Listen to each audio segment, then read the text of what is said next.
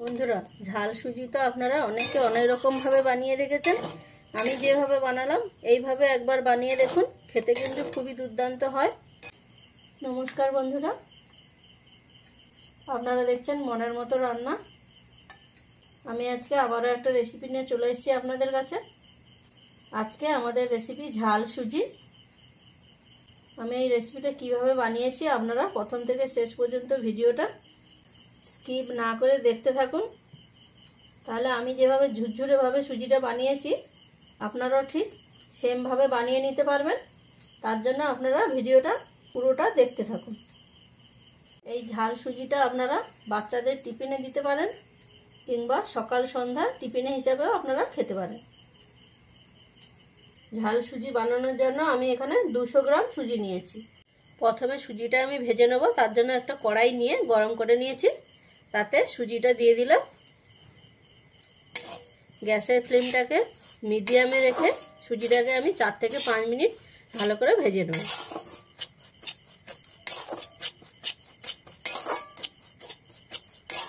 অনবরত সুজিটাকে আমি এইরকম নাড়াচাড়া করতে থাকবো যাতে সুজির প্রত্যেকটা দানা ভালোভাবে ভাজা হয়ে যায়। 4-5 মিনিট ধরে সুজিটাকে খুব ভালো করে ভেজে নিয়েছি। সুজি থেকে একটা দারুণ ভাজার গন্ধ বেরিয়েছে। তো এবারে সুজিটাকে আমি নামিয়ে নেব। এবারে ওই একই কড়াইতে দিয়ে দিচ্ছি 4 থেকে 5 চামচ সাদা তেল। তেলটাকে খুব ভালো করে গরম করে নিতে হবে। আর তেলটা গরম হলেই দিয়ে দেব চিনেবাদাম।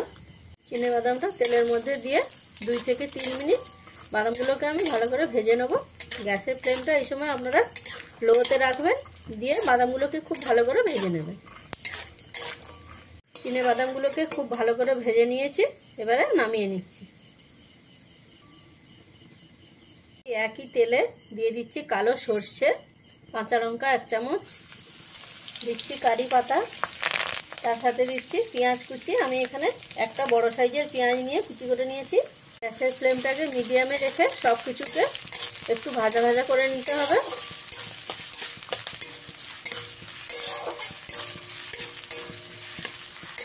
সব কিছুকে ভালো করে ভেজে নিয়েছি। এবারে এর মধ্যে দিয়ে দেবো ছোট ছোট ডুমো করে কেটে রাখা 1 পিস আলু। আলুটা দিয়ে সব কিছুর সঙ্গে ভালো করে একবার মিশিয়ে নেব।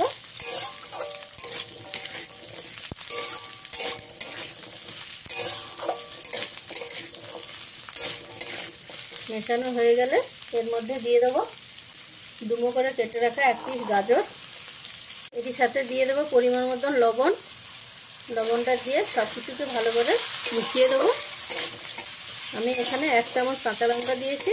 আপনারা আপনাদের যে যেমন ঝাল খাবেন সেই অনুপাতে আপনারা ঝালটা দিয়ে নেবেন। এইভাবে ভালো করে মেশানো হয়ে গেলে ঢাকা দিয়ে 3 থেকে 4 মিনিট আমি রান্না করে নেব। 3 থেকে 4 মিনিট রান্না করে নিয়েছি। ঢাকাটা এবারে খুলে দেবো, দিয়ে আবারও একবার ভালো করে মিশিয়ে নেব। আলু আর গাজরটা খুব সুন্দর সেদ্ধ হয়ে গেছে। এবারে এর মধ্যে আমি দিয়ে দেবো 1 পিস টমেটো কুচি করে নিয়েছি। টমেটোটা কিন্তু আপনারা এইভাবে পরেই দেবেন। মানে টমেটোটা যদি আপনারা প্রথমে দিয়ে দেন তাহলে আলু কিন্তু সেদ্ধ হতে দেরি হবে, তাই এইভাবে টমেটোটা পরেই দিয়ে নেবেন। টমেটোটা দিয়ে সব কিছুর সাথে ভালো করে মিশিয়ে নিয়েছি। এবারে এর মধ্যে দিয়ে দেবো পরিমাণ মতন হলুদের গুঁড়ো। হলুদের গুঁড়োটা দিয়ে সব কিছুর সাথে ভালো করে মিশিয়ে দেবো, দিয়ে 1 মিনিট মতন আমি ভেজে নেব। 1 মিনিট ভেজে নিলে হলুদের যে কাঁচা গন্ধটা আছে সেটা থাকবে না, চলে যাবে।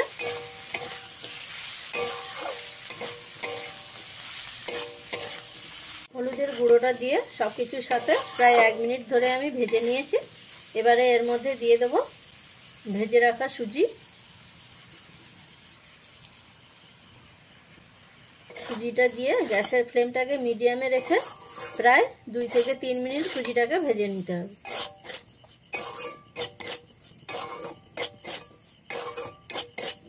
পরিমাণ মতন লবণ আর দিচ্ছি 2 চামচ চিনি।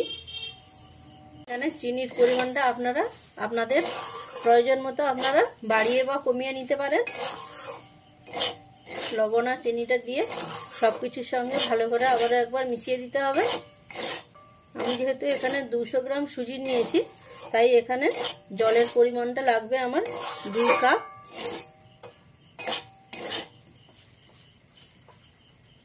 জলটা আমি এখানে পুরো একসঙ্গে দিয়ে দেবো না, অল্প অল্প জল দেবো, অল্প অল্প জল দেবো আর মেশাতে থাকবো।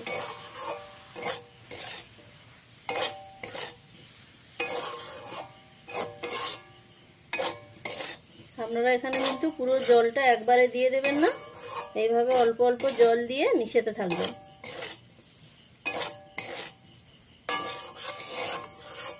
জল দিয়ে কিন্তু সুজিটাকে অনবরত নাড়াচাড়া করে রাখতে হবে। জলটা দিয়ে ভালো করে মিশিয়ে নিয়েছি, আবারও একটু জল দিয়ে দেবো, দিয়ে আবারও মিশিয়ে নেব। এইভাবে অল্প অল্প জল দিলে কিন্তু সুজিটা ভালোভাবে ঝরঝরে হবে।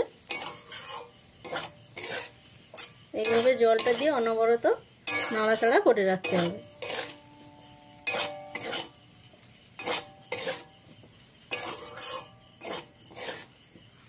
অল্প অল্প জল দিয়েছি আর সুজিটাকে ভালো করে মিশিয়ে নিয়েছি। এবারে যতটুকুনি বাকি জল আছে জলটা পুরো দিয়ে দেবো, দিয়ে একবার ভালো করে মিশিয়ে দেবো।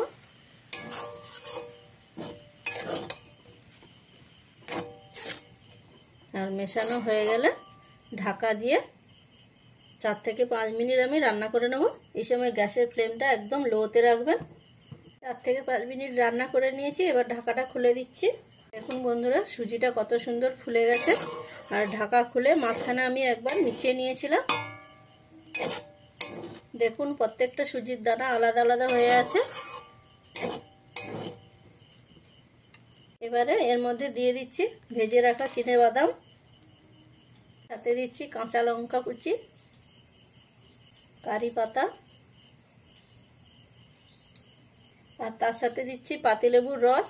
আমি এখানে অর্ধেক পাতিলেবুর রস দিয়ে দিচ্ছি। এখানে কিন্তু বন্ধুরা পাতিলেবুর রস কিন্তু অবশ্যই দিতে হবে, তাহলে সুজির টেস্টটা ভালো আসবে আর সুজিটা খুব সুন্দর এইরকম ঝুরঝুরে হবে। খুব ভালো করে সব কিছুকে মিশিয়ে নিতে হবে।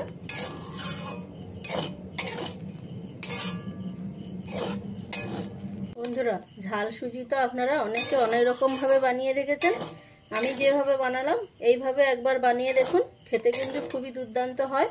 বন্ধুদের কাছে অনুরোধ রইল এইভাবে একবার ঝাল সুজি বানিয়ে দেখবেন, খেতে কিন্তু খুবই ভালো লাগে। আমি যেভাবে ঝাল সুজিটা বানিয়ে দেখালাম আপনাদের অবশ্যই ভালো লাগবে।